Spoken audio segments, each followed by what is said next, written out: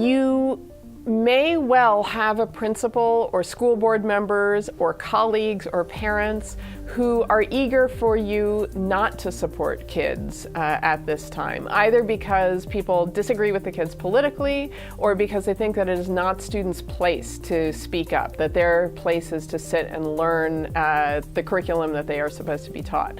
First of all, it's really important to emphasize that civic learning is something that requires practice, just like learning in math and reading and science, in baseball, basketball, etc. In all of these fields, we know in education that we need to give students a chance to practice. In the same way, students need practice doing civics. They need to not just read about civics and not just learn about how other people take civic action, but actually practice taking civic action themselves. And so one way that you can explain your support for students, which I think is not only defensible but essential, is to say this is a teachable moment when students themselves are throwing themselves into civic learning, and your job is to support them in the civic learning as they practice being citizens and residents who are exercising their civic rights and responsibilities.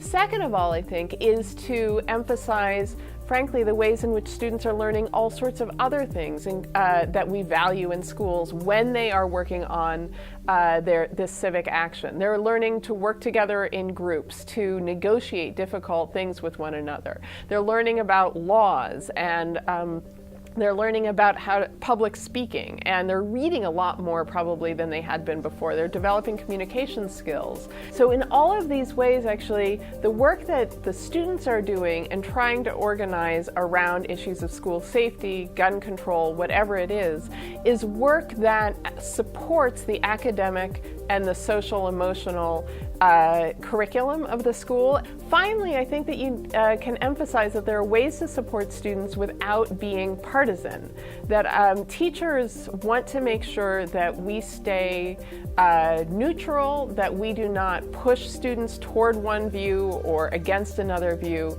And it's really important to recognize that even if students have a view that they are pushing and you are supporting them in figuring out how to develop those views and make them known to the world, that does not mean that you are pushing a view on them. Our job as teachers is to help students develop the knowledge and skills and dispositions to do good work in the world. We are not pushing kids in an unjustifiable way towards a specific position if all we are doing is helping them develop the skills and the knowledge for them themselves to pursue the things that they're passionate about.